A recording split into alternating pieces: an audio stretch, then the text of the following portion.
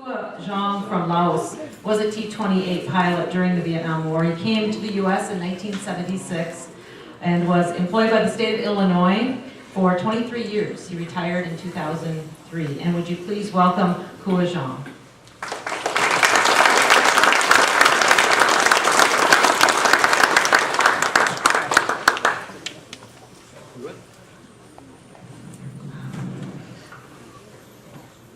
Thank you.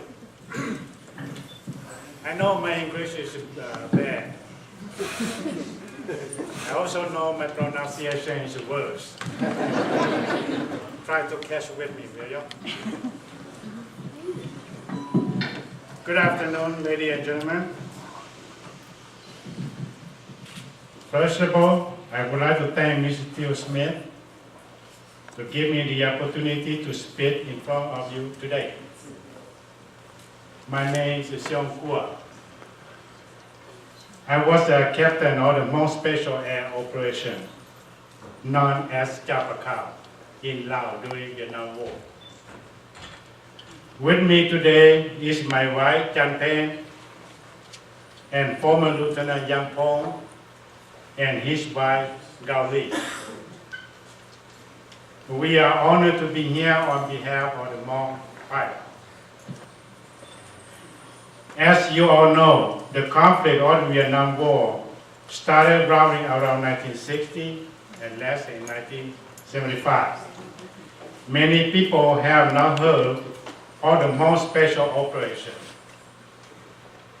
That was a part of the United States Air Force project under the code name Water Pump 56 Special Operation Week. This project was authorized by former President Johnson in December 1964, and it was a part of an air campaign in support of the U.S. national policy. It was designed to provide air support for the Royal Lao Army and the Hmong Ground Forces, but most importantly, to protect the U.S. radar station at Pupati, Limasai 85, and to disrupt the communist North Vietnamese convoy who used the Ho Chi Minh Thuy line to supply to South Vietnam. In December 1960, retired Colonel Belair, who was in charge of the paramilitary operation, came to Laos, asking General Van Pao to recruit the circuit guerrilla, and also brought a suggestion. Was it possible to find a young Hmong man to fly the old T-28 fighter bomber? Because young Hmong man knew very little English, which would be needed to communicate. Finally, we had two pilots, Vivang Tua and Lily, were the first two young Hmong men who began the legend of the Hmong Veteran. They were skillful and avowed and brave. They were men who were able to prove that the young Hmong men could be taught to fly and communicate with the Americans. Lilu's name became a legend in Hmong history. He flew more missions than any other bomber pilot. To the Hmong community, Lilu is a hero. After these two men, this program continued to recruit more young Hmong men to fly until 1975. We had total 38 pilots. Among the 28 pilots, we also have C-47 and helicopter as well. Our main duty to support the circuit guerrilla unit, ground troop, and have rescued down U.S. pilots. We flew without holidays, no vacations, no bad weather conditions. We had no benefit, no medical assistance from U.S. We have a couple pilots simply let go because they got injury after they got shot down. For those pilots who got killed in action, their families simply got pushed to the side without any assistance to their families who were left behind. We were young during that time. Some were married with young children who never knew if their husband or father would make it in that day. We had this small propeller plane, and our base was in Laotian, which is located at 3,200 feet above the sea level. The landing strip was nothing more than a homemade. Without the conventional light and surrounding the mountainside, takeoff and landing was a challenge every day. To assure the target accuracy, we had to fly lower and closer to the enemy because we did not have the guideline system, nor tracking equipment with high tech. It was all done by sight, and this technique making us the perfect target for the enemy. It took a lot of skill and quick thinking to avoid being shot down. Even with that, we did not hesitate nor question our mission. All we know in our heart is to fly until you die. Over the course of this circuit war, we, the Hmong pilots, will suffer many great losses. We lost so many dear brothers who stood by our side, and these men fought with all their ability so that we may survive and be here today.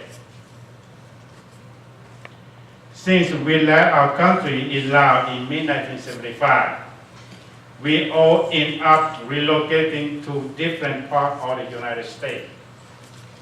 So we came to about, after getting in touch with each other by phone, we all decide it's time for us to reunite. Because every day was passing by and we are getting older.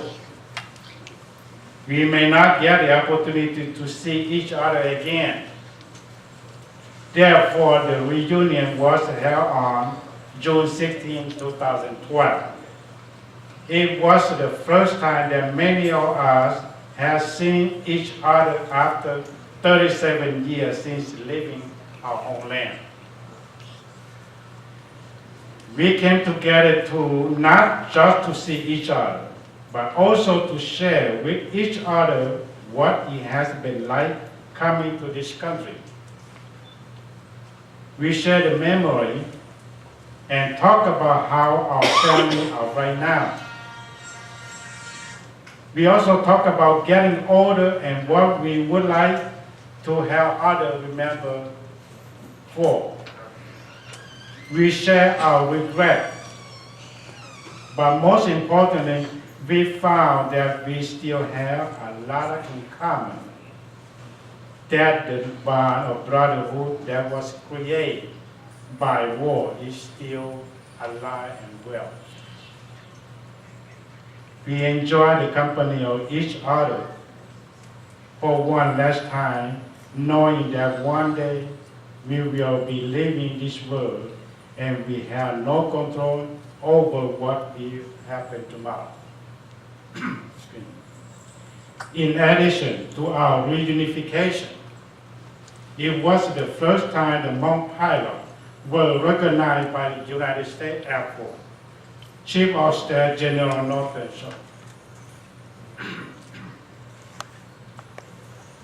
To this day, there are many people who do not know why the Hmong are here.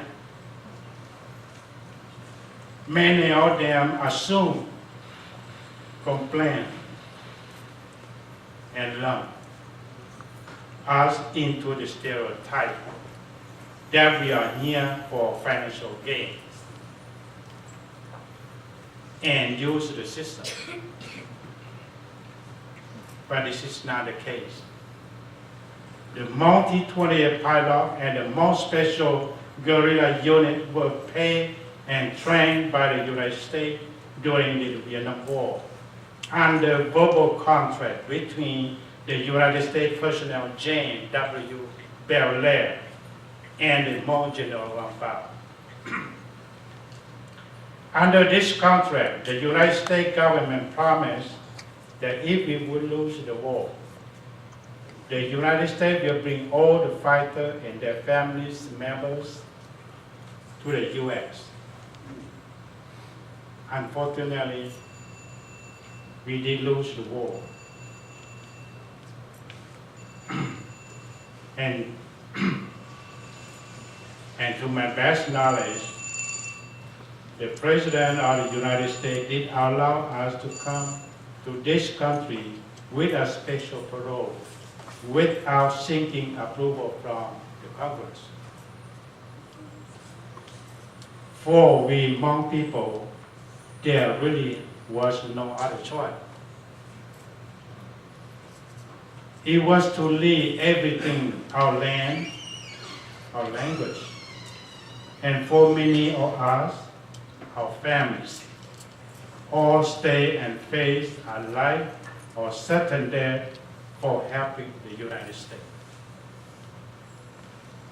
Like many of you, we choose to protect our family, our homeland, as well as our love of freedom and democracy. It was our dedication to these beliefs that brought us here to America. The surviving pilots who resettled most in the U.S.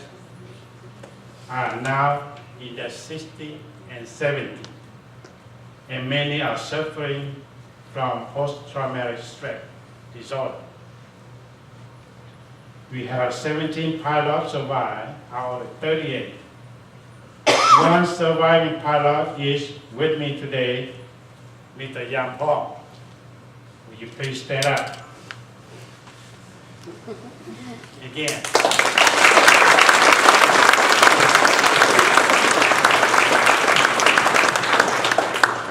Thank you. It is time for our circuit to be revealed to the public. Not for glory, but to validate an existence and sacrifice. Someone has said there is no glory in war, and we could not have agreed more. But to deny who we were and what we stood for was far more than any one soldier should be asked to bear. Today, we are here to share our story, to celebrate, to remember, and to acknowledge each other and our fallen brothers. I want to thank each and every one of the Vietnam veterans who served in Vietnam. To those who are no longer with us, you will be within in our heart. We will honor and pass on your legacy for generations to come. You were and will be the true hero of this tragic war. To those who were fortunately enough to survive, it is our duty to keep honoring those memories by sharing the story of the past and the lesson we learned so that our world will never have to know the destructive of war.